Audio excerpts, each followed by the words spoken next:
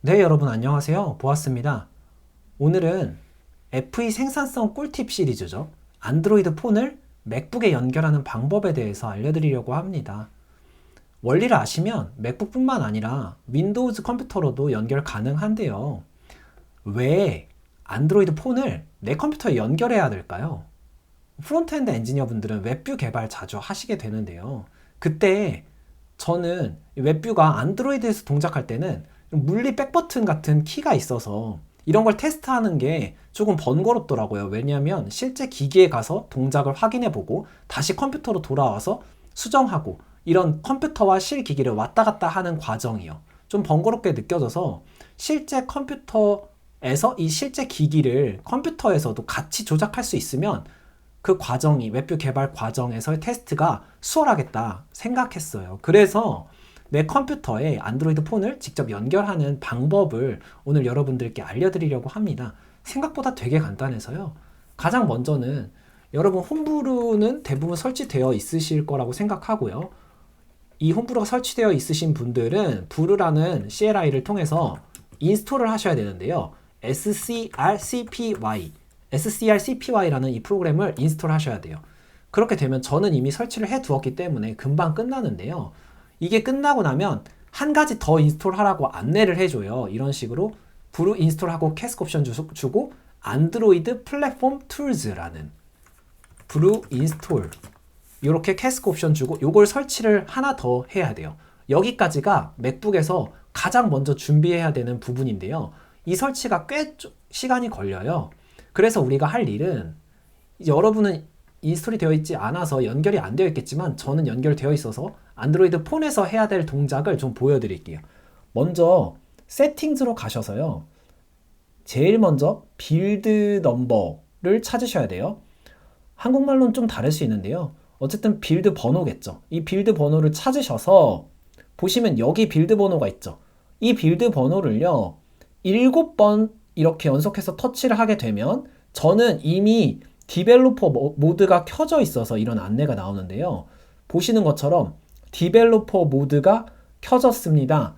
라는 안내가 뜨고 맥북과 연결을 USB로 할 수 있게 준비가 되어지는 거예요. 어떻게 준비가 되냐면 세팅에 가보면 맨 아래 보면 디벨로퍼 옵션스라는 게 추가로 생기신 걸 확인하실 수 있을 거예요.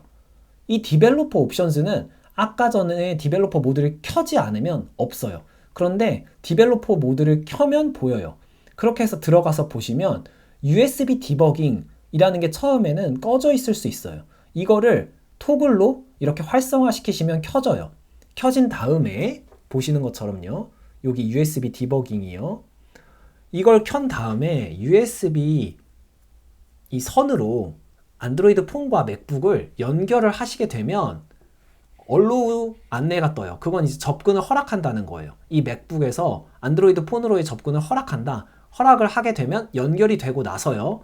어떤 게 보이냐면 이제 그때쯤 되면 여기 있는 모든 설치가 다 끝났을 거예요. 그러면 안드로이드 플랫폼에 있는 명령어인 adb를 사용할 수 있게 되고 그 다음에 adb devices라는 CLI를 입력하게 되면 보시는 것처럼 지금은 제가 조금 다르죠. 이 다른 이유는 좀 이따 설명드릴게요. 보시는 것처럼 디바이스가 연결이 된 것이 검색이 되어져요. 여기서 보이시는 이 디바이스는 우리가 USB로 연결한 우리 안드로이드 폰인 거죠. 이렇게 연결되어 있을 때 여기까지 한 다음에는 SCRCPY를 그냥 실행하면요. 바로 이렇게 컴퓨터 맥북에서 이 안드로이드 폰 화면이 바로 보일 거예요. 이렇게 하면 1차적으로는 연결이 끝난 거예요. 너무 간단하죠? 그런데 만약에 지금은 USB 선으로, USB 포트로 컴퓨터와 내 안드로이드 폰이 연결된 상태잖아요. 근데 이 연결을 선으로 하는 게 아니라 와이파이, 와이어리스, 즉 이제 무선으로 연결하고 싶다 하면 추가적인 동작이 남아 있어요. 추가적인 이제 과정이 남아 있는 거죠. 어떤 과정이냐면 제가 알려드릴게요. 이제 ADB에서 보시는 것처럼 가장 먼저는요. TCP/IP라는 이 명령어를 통해서 포트를 뭐 여러 가지 다른 것도 상관없는데 우선 기본적으로는 5555를 사용할게요. 5555 포트로 이 TCP/IP 서버를 실행해줘요. 그래서 연결을 해주는 거죠. 이렇게 되면 이 맥북에 있는 이 ADB 서버가 555555 포트로 열린다 라고 이해하시면 돼요. 그 정도로 이해하시면 충분하고, 그렇게 실행을 해둔 상태에서 중요한 포인트가 또 하나 있어요. 그냥 커넥트를 하면 연결이 안 될 수가 있어요. 이 커넥트는 어떤 연결이냐면, 우리가 열어둔 5555라는 맥북에서의 ADB 서버, TCP IP 서버와, 그리고 이 앞에 있는 거는요, 우리가 연결한 안드로이드 폰의 IP 주소예요. 이 두 가지를 이제 커넥트 한다 해서 무선 연결을 한다라는 명령어인데요. 가장 먼저는 이 안드로이드 폰의 IP 주소부터 확인해야겠죠? 그러면 shell 해서 여기서 쭉 따라가 볼게요. ADB shell 해서 IP route라는 CLI를 입력하게 되면 보시는 것처럼 여기에서 지금은 dev 두 개가 있는데 그냥 여러분은 한 개만 있을 거예요. 이 랜이라는 게 하나만 있을 거고, 한 개만 있을 때 쭉 따라서 가보시는 거예요. 그랬을 때 이 뒤쪽에 있는 거, SRC 뒤쪽에 있는 이 네 가지 번호, IP 주소, 이게 우리가 연결해 놓은 안드로이드 폰의 IP 주소인 거예요. 그러면 이 IP 주소를 그대로 여기 앞쪽에 넣어서 ADB 커넥트를 하시면 돼요. 만약에 이걸 하기 전에 가장 중요하게 기억해야 되는 것은 당연히 이 맥북과 안드로이드 폰이 같은 와이파이를 잡고 있어야 하는데요. 그때 그 같은 와이파이를 잡고 나서 이거를 실행했더니 no route라고 하면서 연결이 커넥트가 fail이 됐다, 실패했다.